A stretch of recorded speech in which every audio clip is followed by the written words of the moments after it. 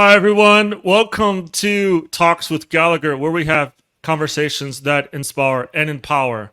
Today, we have Craig Miller, and you have been in the counseling and speaking arena for 40 years, helping families, couples, both in the mental health and church settings. And you have co founded a Christian therapist organization called Insights from the Heart Counseling, and you minister to both the spirit and the soul, the mind, will, and emotions for God, to identify the root causes that block healing in order to bring restoration to challenging physical or emotional conditions in broken relationships. You hold a master's degree in social work from Michigan State University and a master's degree in health services administration from the University of Detroit.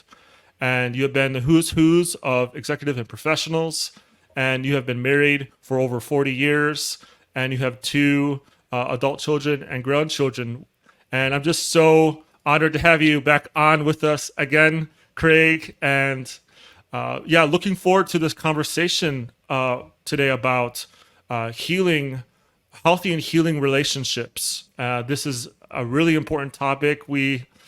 As I'm sure everyone watching, we live in a day and age where we interact with people every day, and we need, to improve in this. I'm sure all of us do. So, just so delighted to have you on. Well, thank you for having me on again, John. I really, I desire to bring people to a healthier state of mind, state of relationship, and just of their body. Also, I see the really what the Lord has brought in my heart after working for 45 years in the mental health sector.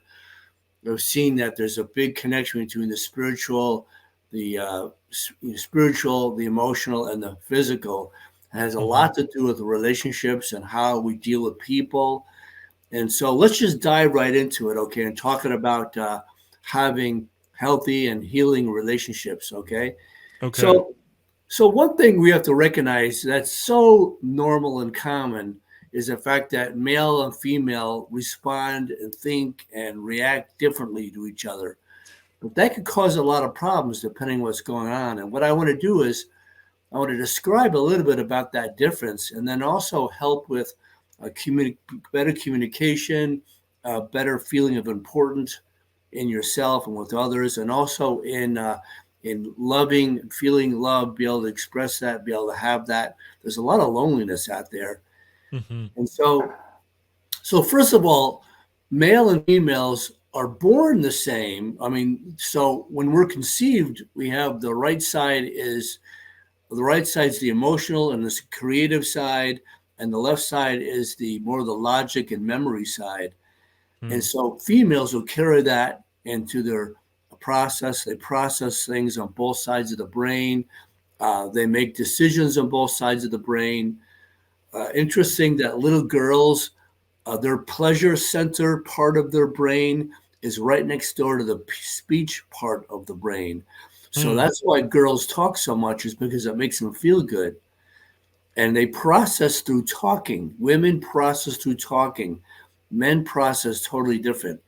And so most women are multitaskers because they use both sides of the brain at the same time. They talk it out, and they think of more one thing at the same time. They think and do more than one thing at the same time. It drives some men crazy, okay, because we can't keep up with it. It's like, all right, it's like so we're the male instead, even though we're conceived the same. Interesting, at the 7th week in utero, so in the womb, at the 7th week, testosterone washes over the male brain, and there's a 3-strand cord that connects the right and left hemisphere of the brain. What happens is the testosterone damages severely that strand of the brain. So information for the male comes into the logic side, to the left side, but what happens is it doesn't allow the damaged cord doesn't allow the information to go over to the right side. So that's why we're so logical. And what happens is if we're born into a home where big boys don't cry and stop your crying. If I give you something to cry about and all that stuff, it damages even more about how I express myself. So it's very difficult. Now, God created us to be different. He didn't create us to have that more severe problems later on. But the women are more on the emotional side. Men are more the logical side for a reason, because they can come together and solve a problem together on that way. That doesn't mean women are not logical. It doesn't mean men are not emotional. It's just Hmm. that it happens to be more their forte. All right. Hmm. And we're supposed to come together and join together and do that together in solving things with that. And so, unfortunately, though, what happens is, because that, I hate to say it, guys, that we have a little bit of this brain damage thing going on here, you know, and your wives will say, yeah, that's true, but the point is that when men are thinking about things, they're thinking more logically. Women think more emotionally, and God somewhat created that so we could Mhm. come together and piece it together better. But when women ask men to ask them about something that has an emotional content to it, you get this deer in the headlight look, because I, I don't know what you're talking about. But the women Mhm. expect the man to respond back to them at the same level of emotion that they have, but it's not going to Mhm. work, and women get very disappointed. And so I talk about now. If you want more information about this, this book is what I wrote, and it's got "When Your Mate's Emotionally Unavailable." It's got a lot of great information about that, and it's a lot of men are more on the unemotional side, and women, what do you do with that to live with Hmm. that? So I recommend that book. That would be very helpful. And so, Well, that's fantastic, and you can find that on Amazon and other bookstores. when your mate's emotionally unavailable. So a lot of Hmm. women have that. I do have another book though, and I'll talk about another one later. But that's good to try to understand what's the difference between the two, and what if they're not emotional, and the frustration that the not so there are some unemotional women, and there are emotional men. Okay, so Hmm. it's not all one way. I'm just telling you that one spouse Mhm. can be more emotional, the other spouse can be unemotional, and that plays a problem. Hmm. So I want to go into that. So how does that affect men and women? Well, so men and women will think, and they'll go about solutions and solving things differently, and that's on, like I said, on purpose. Because in the conversation, men will tend to be more logical, women will get more disappointed because they expect them to respond similarly. So here's what I do when I do my marriage seminars, which I'm available to come out and do things at churches and so on this topic, which is so interesting, is that I tell women, if you ask for an opinion to a man, ask them what they think, not what they feel. Mhm. And then for men, ask them what they feel rather than what they think. They can ask what they think, but it'll morph into the feeling eventually. All right. So the men will respond that way, women will respond that way, and you're trying to bring to that level of where they're at. All right. So women will approach an issue more from the emotional side, and there'll be more of that emotion involved in it, and that disappointment comes, especially when a man is sarcastic about it. So I want to give some tips. So now I want to be very practical. Given what I just said, I could go on with more information about it Yes. because it's so interesting. It is so fascinating. I had no idea that as a formation of a baby, that the testosterone um, does that to the human brain. I mean, quite physically, both chemically, So that's just absolutely fascinating, and something you're sharing with us right now is I'm thinking about. It's almost like when a woman speaks, or like when our wives speak, they're not speaking for us as men to fix what they're having us, or what they're sharing with us.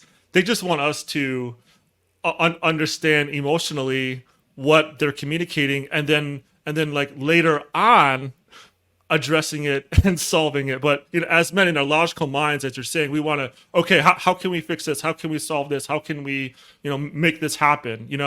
But for a woman, they don't have that objective. It's more of they, like you're saying, they want to be able to emotionally have you understand the problem, but not necessarily fix it, right? So Right. that can sometimes cause a conflict in communication, right? Yeah, that's a really good point. So let me elaborate on that. So women want to be heard, men want to be right. Okay, now women want to be Mm. right also, but men want. It's more of a joke than anything else. But when Yeah. women is saying something, you're totally right on there, John. So most men, especially like my job or people in professions in a sense, or people that fix things, I don't Hmm. want to just fix it. I just want to fix it and move on. I don't want to belabor it. And when because men are very practical, they don't want to go on and on and on about it. But the men must remember that the women will process out the problem by talking it out. Men Mm. will process out the problem by thinking it out. And occasionally they'll come Mm. up with some kind of thought. And it'll be in the middle of their thought, and the women won't know what they're talking about. And so that creates frustration. And then the Wow. men get frustrated because the women's going on and on about it and like, enough already. Let's just solve it. All right. Yeah. So, okay. So the most important thing is that men just need to listen.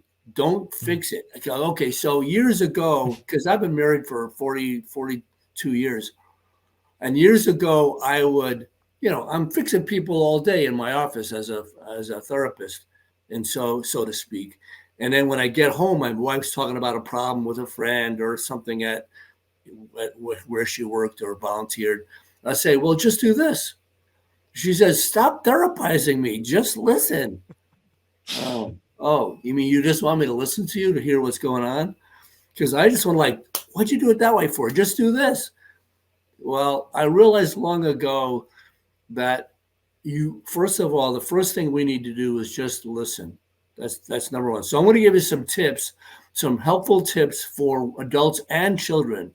All right. So what are some positive healing things that we could do for Mm. relationships and for conversations? Let's start with that.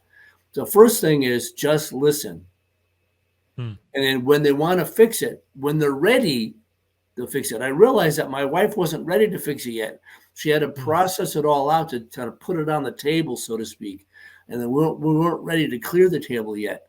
So Mm. put it on the table, let her talk it out, acknowledge what she's feeling. Like, yeah, okay, sounds like it was a really difficult day. So just validate the person. And we'll get to that in a moment. But so just ask them about it, find out more information. Even if you like, oh, I just want to fix it. Why could you do this? Don't do that yet. It's too early. All right. Hmm. When the person's ready to fix it, they'll let you know. So after Mm. the fix it, then she'll say, well, what do you think, Craig, I should do? All right. Well, now it's time to fix it. All right. It wasn't ready before us, so she was getting hurt. Like what she said wasn't important. Mm. I didn't realize that. So because I don't want to hear it all, that means she's not important. Her importance is in by her saying what's going on, and it helps her process it and helps her Hmm. feel like that you see me as being important because you're listening to me. Wow. Yeah, I never thought of it that way either. Yeah, that's really profound because as men we can have a different understanding of how we value communication, but a woman has a different sets of values and how they deem that value of communication to be in the conversation and Yeah, and and you know what and what? what We're both right. I mean, yes. the way the woman does it is right. The way the men does it is right. The thing is, it's the Hmm. timing. It's Mm. okay. So hats off to the woman that wants to process it out. Hats off to Hmm. the guy that wants to fix it. He, I mean, I love my wife. I just don't want to see her go through that pain. Hmm. And I don't want her to waste her time with these crazy people that are thinking this way. But she has to process out the way they're thinking. Like, I'll say, Hmm. why are you letting them bother you? Well, first of all, I wasn't standing there hearing it. It Mm. was really not fair for me to judge the way my wife dealt with it because I wasn't there. Now, would I dealt with Mm. it differently? Probably. I would just tell a person, go fly a kite. Like, it's like, it's nice outside, but, but remember, I'm logical. She's emotional. She'll just like, it's like women will relate to people by getting in their moccasins. Men will Mm. relate by trying to fix their moccasin, like, oh, here it is, Mm. Okay, so when in the conversation, you want to listen, and then when they're done, just ask them if there's more they want to share with you, and because that's important what they're saying. And if Mm-hmm. they come up with a feeling word, wow, and just acknowledge the feeling. That's called validation. Wow, Mm. it sounds like you really had a bad day today. That makes them feel loved. Not like, what did you feel that way for? That makes them feel like you don't care. Mm. And I didn't realize that. Of course, I do it every day, but I'm not trying to therapize my wife. I'm trying to listen. But I didn't realize that by acknowledging what they're going through is making them feel like I care and that what they're going through was important and that I'm validating them. That's Yeah. really, really important. So if I cut it off and want to do something different or give a judgment to it or why you're thinking that way, that's making Mm. them feel like I don't care, that what Mm. you're saying is not important and you did something wrong. Mm. And you know what? That's probably the way most people's parents were, and just Mm. sets it off to a conflict. And so if I do that, then if a woman or a man grew up with a father that was judgmental, then it Mm. just stirs that father stuff up, or mother, whatever it is. And it could be Wow. both the man or the woman. And that's where the conflict starts. It's out of my feeling gets stirred up from something that happens. It's a judgment that I pick up that from my Mm. own stuff. Now, on that stuff, like what if you have a lot of anxiety and moodiness and depression and responses in your life and Mm. your relationship, I really recommend reading this book, which is Mm. Breaking Emotional Barriers to Healing. I had mentioned this in our Yes. last time, but Yes. and this was forwarded by Randy Clark, who's a great healer man. But Mm-hmm. this one, okay, Breaking Emotional Barriers to Healing, and this has a lot of information about why we act the way we do, where does it come from, and how to break that. All right, and it's about the emotional healing. So the important thing is then once you ask them and they seem to be done, you ask them, well, tell me then validate. He says, it sounds like it was a difficult time for you. Just validate the whole thing. And the most important thing is just listen. Now, this is true for adults and children. Mm. And then you could ask the best thing to do for guys, the women, well, how did it make you feel because you went through that? What's amazing is that that's the ultimate, like you really care about my feelings, as my feelings is who Mm. I am. Now, for children under 10, because we're just a feeling person, we don't understand feelings yet. Interesting. Testosterone happens several times. The seventh week, when we're Mm. born through the birth canal, and then at puberty. Now, Mm. puberty has the most amount for girls and boys because that's when our brain starts developing, and then Mm. we start puberty, and things start changing in our bodies. That's the biggest change for testosterone and hormones.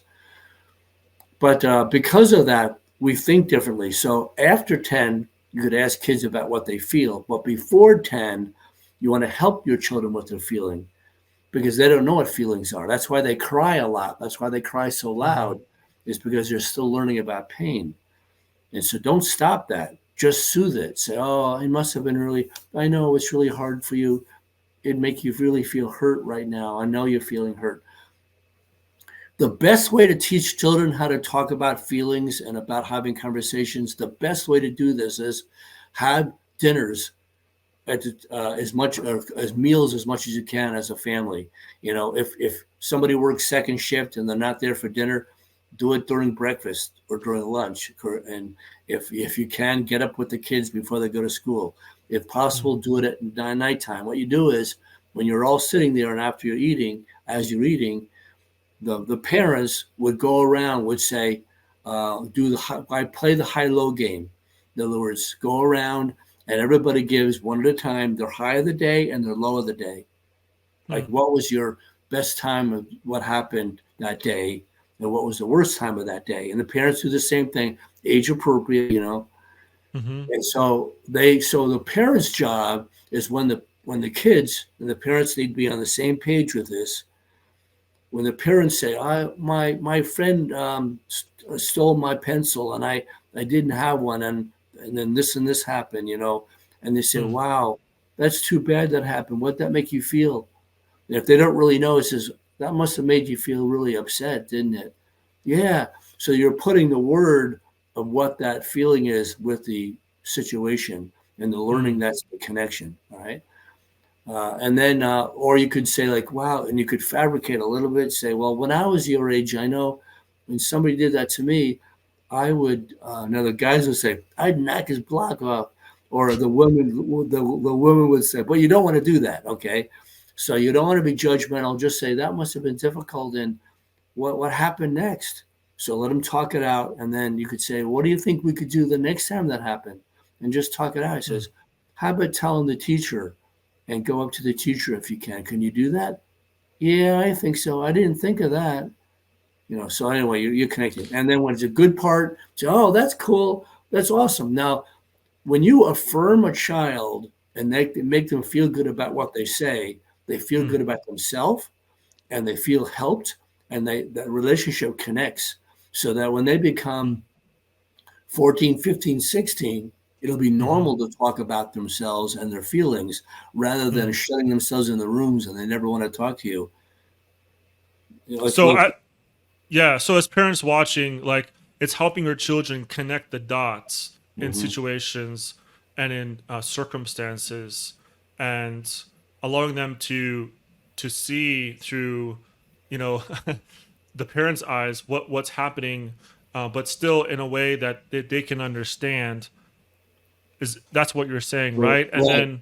And then Yeah. in there that instills self confidence and trust, right? Which when they get older, like a teenager, for example, you have that bond with your Mhm. child. You Is got to that what start. you're? You got to start somewhere. Mm-hmm. Now, and how they act and react, even as a teenager and then as an adult, this is all based on Proverbs 22:6. Mm, Proverbs 22:6. Train up a child in the way they should go, and when they're older, they won't depart from it. So if you're not going to be around and you're not going to talk about feelings and you're not going to get into their lives, I'm going to tell you, if you do this with your kids and they feel affirmed, they feel good, and you listen to them and talk to them, have a good time, laugh about it, and so on, you know what's going to happen? They're going to look for things to bring to the dinner table to talk about. mm, And so when they're 14, 15, 16, 17, 18, whatever, that relationship will already be there, and they'll expect the communication. They may not do it exactly the same way, mm-hmm. but they can do it in a private way. Maybe walking into their room, it'll be normal to talk about what's going on. Mm, That's why when you don't talk about feelings and you don't talk normally about stuff and get into their lives throughout their first beginnings of their life, and then when they become a teenager and you say, oh man, they're going to be gone soon, I need to get into their life, that's why it's so difficult. Now, mm, I can help them with that also, and there needs to be more connectedness. But if you have young children and teenagers and you want to start this, Ryan, my recommendation is go to the teenager and say, hey, I want to connect more. And will you work mm, with me and get them on the same page? So realizing to them, say, be honest, say, you know what? I realize that I didn't do such a hot job connecting with you, and that's on me. And I want to do that more now. And I just want to connect with you. Would you let me do that? Can we do that more? And then just go on with it. Just talk mm, about it if you can. And if anything, when they're a teenager, take them out to dinner or take them out to lunch or take them out to, take them to school and go out to McDonald's beforehand. Oh no, not McDonald's. Go to a restaurant somewhere and yeah, just have a but good time. you're cultivating as a parent. You're cultivating that consistency in healthy Right, communication with right. them directly, and then also setting the example and showing to them, the value of who they are as a person, and and fostering that communication helpfully. Something that I'm thinking about here too, what we were also speaking about with husbands and wives is the value of respect, Mm-hmm. right? And respect can mean, uh, valuing that form of communication. But sometimes respect can mean different to a man and to a woman, and even to your child. So it's exemplifying that respect, right, in a family as husbands, right, as leaders. We have that example of respect to show, and even with kids, I'm sure watch or children watching how as parents we communicate to our spouses, right? That plays an important role in communication too. Correct? Yeah, so it's all based on role modeling, really. That's the Proverbs 22:6. Mm, And we need to recognize that the way we are, children learn. Well, if you really want to talk about children, let me back train up. We could probably talk about this more in detail at another time, sure. but in essence, see, up to about age 3, the mom's more important because of breastfeeding, nurturing, and Mm, that loving and that kind of a caring, that touch.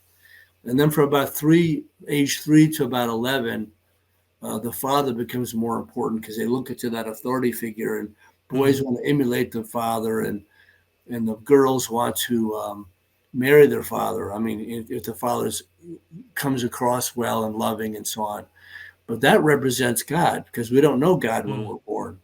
So God then in his plan gave us a mother and father to emulate, to represent who he is through that love, because the father mm, creates the worth, the mother creates the comfort.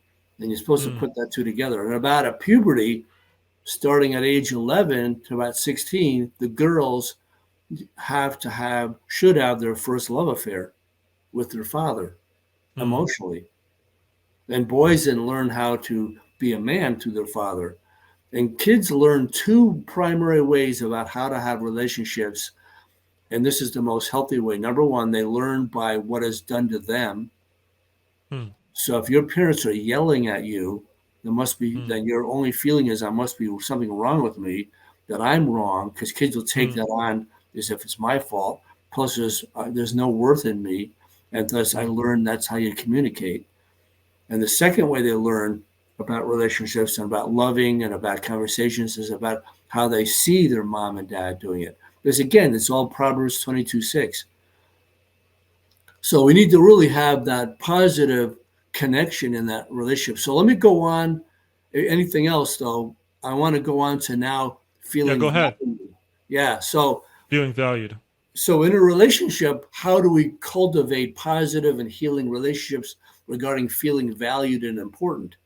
Mm, Interesting. Women have about 20% more testosterone. I'm sorry, 20% more estrogen, and men mm, have more testosterone. So for women, the estrogen creates more of that bonding and nurturing and communication. So mm, women are always looking to connect and in a relationship to fix the relationship. mm, Men are not born as nurturers. We don't have that same type of connection, and we're mm, always wanting to fix things, not people. You know, mm, unless you go into the profession of that, but it's still about how we decide. So again, women, as I mentioned before, women will process through their talking, men will process through their thinking, and so it's the respect, as you said before. Interestingly enough, with kids too, okay, you need to realize if this is your parent and this is your child, love, respect, honor, and how you respond is all starts from the top down, not the mm, bottom up. So if you're not being respected, or if your child has an attitude, or you don't feel like they love you, then go in the mirror. Go look in the mirror, okay? Because mm, that's how they learned. Again, Proverbs 22:6. Okay, I can't love somebody else unless somebody of greater authority loved me first, because that's how I learn. So we have to show the interest in other people. And when you ask a question about something similar in communication, let them respond. Allow them to speak without interruption the best way you can. mm, I mean, I'll be honest, I do have a problem with wanting to fix things because when people come in to see me for years, and I worked in a hospital setting for about 17 years or 15 years, And then I worked in the mental health outpatient for about 30 years. All right. Wow. Yeah. So I'm used to fixing things right now Mm, because they come in with a problem. When I was in the hospital, I'd go and I'd work and I'd do this in patient's room, like somebody's diagnosed all of a sudden with cancer. I'd be called in to help them with adjustment to illness, they called it. Like that's a big issue. So, mm, but in my 10 minutes to be with them before a doctor or a nurse comes in, I'm doing my stuff. Okay. So it's really quick. So my wife would speak about something and I would more quickly jump in and say, well, what about this? What about that? She said, stop interrupting mm, me. Just listen. mm, Okay. So, in people with ADD or a lot of fast thinking, that's even worse. Okay. And mm, because my mind is always racing and I can't always remember everything. And so that's why for women that are married or men that are married to their spouses that have ADD or attention deficit disorder or fast mhm, thinking or they forget a lot, do your information in spurts. Okay, don't give them 10 minutes of dissertation because they're going to mm, forget it. But when you're listening, you still should affirm them. So I'm constantly when I say, "Wow, that sounds interesting. Tell me more," or that's I want to keep that. I'll keep that in mind, especially when it's about you, which I don't mhm, like. Like why'd you do it this way? Pick up your socks. mm, Says, okay, yeah, you're right. I need to do that. But nobody wants to think negative. But at the same time, my wife is. It's always I got to remember, it's for my good, not for my detriment. You know. yeah. Right. So the other thing is about praising, praise, praise, praise, especially with children. All right, Mm, because negative creates negative.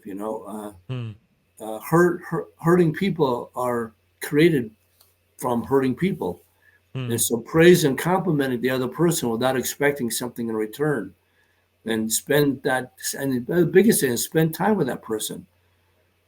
It's really hard in our day and time now with we're working so hard and we're so busy with things. It's hard to take the moment, put something else aside. I'll be honest, I'm always doing something and more than one thing at a time. If the TV is mm, on or I got the computer in front of me, I can multitask. I mean, so I won't admit that I'm ADD, okay? But I get so when my wife comes into the room, like I'm in the middle of something, so I have to say, just a moment, let me just finish this. So I finish it, then I put the computer away because I have found that if I'm watching something, I have to shut the TV off if we have a conversation because I'm always mm, looking at the TV if my wife's in the room talking to me, and it's disconcerting. It's like I don't care, and I mhm, get that, but so I have to take the extra measure because my mind's wander to the TV, the brightness of the TV or whatever. mhm, So we don't watch TV much anyway. We don't so it doesn't we don't have it upstairs anyway. So but my computer I do have on and I have a laptop, so it's on my lap. Okay. So what I'll do is mm, at just a moment. So I'll put something, I'll save it and I'll put it aside. Now, it is frustrating for people, whether you're a man or a woman, when you're in the middle of something and the person comes in and wants to talk to you. And I've got to recognize, okay, they're doing it because they care. They want to tell me mhm, something. And I can always work on the computer because I can save it. But I can't save the moment with my spouse who wants to go over something that's important. mm. Yeah. There's the priorities and values that come into gear. Yes, because technology today can be so distracted. Even with our phones too, right? They're like little TVs. Oh, ding, ding, ding. This notification, that notification. Oh, but yeah, we have to recognize. Oh no, my spouse or my child needs to speak with me. I need to attend to this. This is more important. Yeah, and I'll tell you what, you really need to have the rule, and the parents are the trendsetters. If you're going to Mm, have dinner together or some kind of meal together, like no phones at the dinner table and put it mm, on silent because it's going to ding and you're not going to pay attention because I want to see who, especially teenagers, I want to see who called me. Like, give it a mm, break. And so the parents have to stop being their kids' friends and be more their parents and set boundaries for what's mm, important. Because then I've got people that have come to my office, like adults or parents, and I say, "Do you have dinner together?" They say, "No." What? mm, You don't dinner? Yeah, we all just grab something to eat and sit in front of the TV and watch TV. Like what? You don't talk together? No, because they didn't do it growing up. Proverbs 22, Mm. 6. So I said, Wow. and you know why they're coming to see me is because there's a disconnect with the family. There's a lot of conflict and arguing, and nobody gets along. Like, what? Mm. Because you don't even try to get along. You don't Mm. even try to make it work. Mm. So I have to parent them to Mm. be parents, to set boundaries and some limits here. But they don't want to hurt their kids because they're afraid the kids won't like them. Well, Mm. the problem is you're creating a curse, a generational curse of disrespect and not being loved, because Mm. children need boundaries and a schedule, and they need for you to set some discipline, because that's called love. Mm. So think about it. If I don't let my kid run out on the street, then I'm caring for them and I'm loving them because I don't want them to get hurt. If I let them do willy nilly and run out of the street, then and they get hurt, then it's because it's my fault for not caring for them. Mm. Wow. I've got to set the boundary early on and let them know, even if they don't like it. I know you don't like it, but at this point in time, I need to keep you safe. You can't go over to those kids' house because their reputation is that they're drug dealers. I don't know that as a fact, except Mm. what I've been told, and that's good enough for me. And because I love you. Now, but give Mm. them some things to able to do and some that they can't do. But it's all about the relationship. Mm. Look, if the relationship is good, then you can say things with them. If they feel loved, starting Mm. from the ground floor, they've always felt loved, communication that's been honest, you've heard them out, we've talked about it, but you've been able to say no. When your person feels loved, they're willing to take the discipline, that's loving discipline. Mhm. If you're going to be an ogre and a autocratic, very mean about it, and they don't have any leeway at all, and you can't help them work through it, then they're not going to care. If you don't care, Mm. they don't care. Mm. You set the tone, you set the pace, you set the boundary, like you said. Yeah. Yeah, Yeah, that's that's so important, so profound. Yeah. yeah. And okay. So the next thing I want to talk about with a little bit of time left, and then Mhm. we can kind of wrap it up with general things, is how to have positive healing relationships and feeling loved. Mm. Now, if you don't feel loved and you feel depressed or anxious and so on, again, I still recommend to get this book, Breaking Emotional Barriers to Healing. All right. So, and what I do recommend is that gives you a better idea about where this all came from, why you feel that way, and so on. But if you want a general idea about love, and let's call the five love languages, there's a Mm. good book by Gary Chapman. It's Gary Chapman, just like it sounds. And the name of the book is Five Love Languages. And I recommend to start this as a kids. And now I'll give you just words of affirmation, which we've already talked about, like the good job, positive things. Hey, that was a great job you did. Because what you say, setting the tone, as you said, John, it's very well Mhm. exactly what you're correct. Is that if I can tell them that they're loved, good enough, worthy, and they're deserving of good things. So it's like filling a love bank. Mm. So when we're born, we don't have that knowledge of what is in our love bank. So what we're given Mm. by others, we're creating that tone. The next one Mm. is acts of service, like doing, helping around. So Mm. it's my love languages. So in other words, it's what I like to do, what I love. In other words, my love language is what I like the most that makes me feel loved. Is it Mm. words of affirmation, like people saying things to me that makes me feel more loved? And the partner, then, when they find this out, you can go online, by the way. There's a lot of tests and five love languages, and you can take them. I have it in my office, and people can do that, or you can read the book, and there's a love languages test where you just write down what you think you feel loved more by. So acts of Oh, service, great. yeah. So it's very easy to find online. It's all over the place on Google it. Mm. So then doing acts of service. In other words, I feel loved when people do things for me, like helping me out, or Mm. receiving gifts. I feel more loved when I receive a gift from somebody that makes them think they're thinking of me. the quality time, like spending time with them, like going out and doing something or just listening and talking. Mm-hmm. Um, so years ago, when we first married, because I'm, my dad was a very busy man, her father was a busy man, Mm, but we lived differently in the sense her father worked right on the property. My father mm, worked away from the property, so my father was mm, gone a lot. Her father was mm, around a lot, and so in the very beginning of our marriage, my wife, I would get up, like for example, at church, we'd get up and they'd have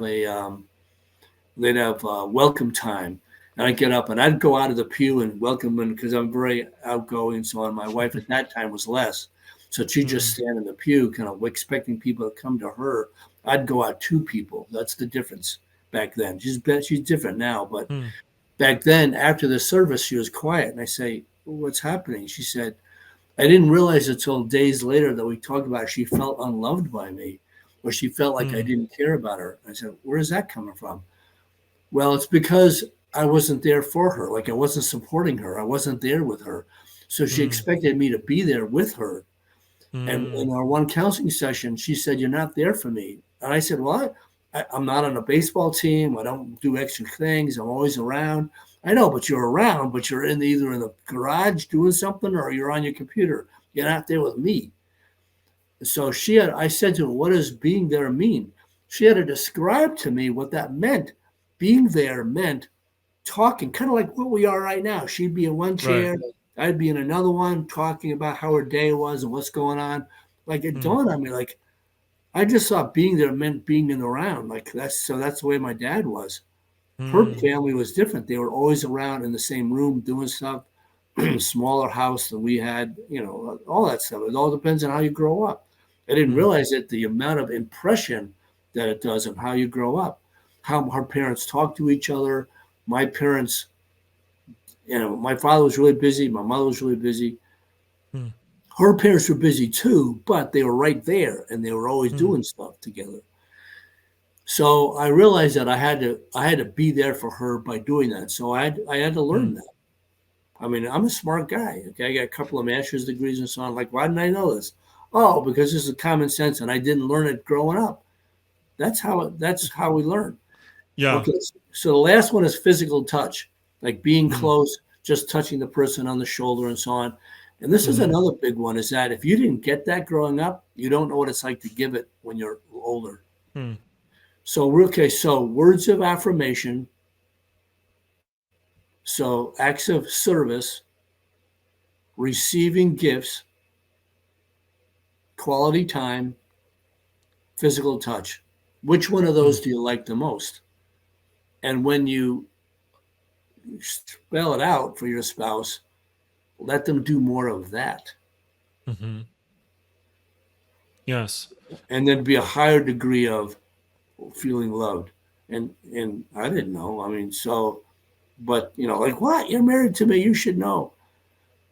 Well, But it's fascinating how you had this epiphany, recognizing that how you grew up with your parents and how your wife communicated in that culture of her family and your culture of family influenced how you received love, how you gave love, and how you valued what love is in your relationship, especially in your marriage. mhm. Yeah, so that's so profound. So sometimes we need to reflect on how we communicated with our parents because that could give us insights, right, and how we can have breakthroughs in communicating and recognizing how we can agree in how we can communicate more effectively in to our spouses and to our children. Yeah, so I'll go a little bit further. That's very well said. Is that the amount for children, especially, and people in general, for the amount and type of love and attention we get early in our life Mm. will determine the measurement of worth and value later in our life. Wow. And then and I'll say it again. So the amount of love and attention we get early in life will determine or create the amount of worth and value because that's Mm. how it is. because my giving of my to you, I must feel important because of what you're giving to me. Hmm. And then the amount of worth and value I have will determine my measurement of trust. Hmm. And the amount of trust I have will determine my measurement of faith. So people, Wow. yeah, so people don't have a lot of faith in things. Well, it's because they weren't given a lot of that. I cannot believe in myself or God or have a lot of trust unless someone of greater Hmm. value early in my life, greater authority in my life early, believed in me first, which created that trust early. Hmm. Well, Because and trust is the bedrock to marriages, right? Because if you don't have trust in marriage, how can the marriage survive? And if you don't have trust with oh your children, how can you raise them effectively, right? yeah, So that's a big issue. We could go on with that one because yeah. look, as I said before, like if your parents are here and you're here in terms of the raising, Uh-huh. okay, trust, belief, love, respect is all created from top down. That's Hmm. how I have it. So if there was a lot, if your mom or dad didn't keep their promises, were unfaithful to each other, and you saw that, Hmm. unfaithful to you, hurtful in terms of what they said, and you couldn't trust what they do or say, you're afraid of Hmm. what to happen next. You're not going to bring that into you're not going to have it when you come into your marriage. That's why Hmm. men and women don't trust each other, wonder what's going to happen. One spouse makes one small mistake and the other spouse goes ballistic over it, and Hmm. or they don't trust them anymore because this trust wasn't there to begin with. You think it's there because you love each other in the beginning, but wait till you start living with each other. Again, if you want to learn more about that one, go to this one, and we could probably talk more about the next time about how that's created, and also what we do with it, and how will we get it once it's not there, and how do we know that it's not there. So maybe we could talk about that the next time. Is about how do what is trust, respect, Hmm. love, and Yes. why do we not have it? And then how do we get it if we don't have it? And how it actually complicates things in our marriage. So and our relationships in general with a boyfriend, girlfriend, parent, friend, for that Work, matter. yeah, in your professional Work. life too. Yeah. Yeah, exactly. Yeah. Everything really, it really Everything. permeates everything. Yeah. Wow. This has been such a insightful conversation about healthy and healing relationships. I really appreciate your time and unpacking these wisdom and truths for everyone watching. And if there's a marriage that you know that's struggling, or you need breakthrough in your communication with your children, this is the episode that you need to share with those people. Please don't forget to like, share, and to subscribe to this episode. Thank you everyone for watching. Until next time, we'll see you soon.